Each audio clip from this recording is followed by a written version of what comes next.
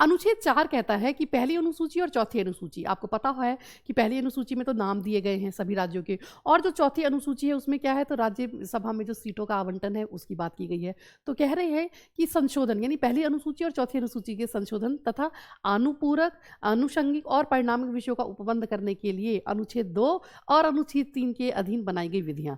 कि सिंपल सी बात क्या है कि 2 और 3 अनुच्छेद किसकी बात कर रहे हैं, तो वो बात कर रहे हैं कि किस तरह से नए राज्य बनेंगे या नए राज्य आपके पास जो एडमिशन लेगा वो कैसे लेगा। तो अगर जो आपने नए राज्यों को एडमिशन दिया, जैसे हमने सिक्किम को दिया, या फिर आप जो है एक राज्य से टुकड़े करके या उसे बांट के जो आप 2 नए राज्य बना रहे हैं, जो भी आप कर रहे हैं, तो इसकी वजह से चेंज तो आ रहा है ना।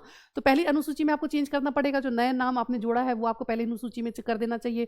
और चौथी अनुसूची में क्योंकि राज्यसभा की सीटों में भी फेरबदल होगी, तो वो जो आपको चेंजेस करने हैं वो आप कर दें। ठीक है, तो उसी की बात की गई है। तो क्या कहते हैं जरा देख लेते हैं कि अनुच्छेद 2 या अनुच्छेद 3 में निर्दिष्ट किसी विधि में पहली अनुसूची और चौथी अनुसूची के संशोधन के लिए ऐसे उपबंध अंतर्विष्ट होंगे जो उस विधि के उपबंधों को प्रभावी करने के लिए, क्योंकि आपने स्टेट तो बना दिया लेकिन प्रभावी तो करना पड़ेगा ना, तो प्रभावी करने के लिए आवश्यक हो, तथा ऐसे अनुपूरक, आनुषंगिक और परिणामिक उपबंध भी जिनके अंतर्गत ऐसी विधि से प्रभावित राज्य या राज्यों में संसद में और विधानमंडल या विधानमंडलों में प्रतिनिधित्व के बारे में उपबंध है अंतर्विष्ट हो सकेंगे। तो सिंपल सी बात है, जब भी कोई राज्य बनेगा तो विधानमंडल तो बनेगा ही ना उसका, तो उसमें भी जो भी चेंजेस करने हैं आप वो कर दें, तभी तो फिर वो आगे अप्लाई होगा। तो जो भी लॉ बनाने हैं बना दें। एंड सेकंड कह रहे हैं कि इस तरह से जो भी आप चेंजेस कर रहे हैं ना, उसे आप अमेंडमेंट ना माने अनुच्छेद 368 के अंडर, यानी कि पूर्वोक्त प्रकार की कोई विधि अनुच्छेद 368 के प्रयोजनों के लिए इस संविधान का संशोधन नहीं समझी जाएगी। सिंपल सी बात है, जो स्टेट बन रहा है,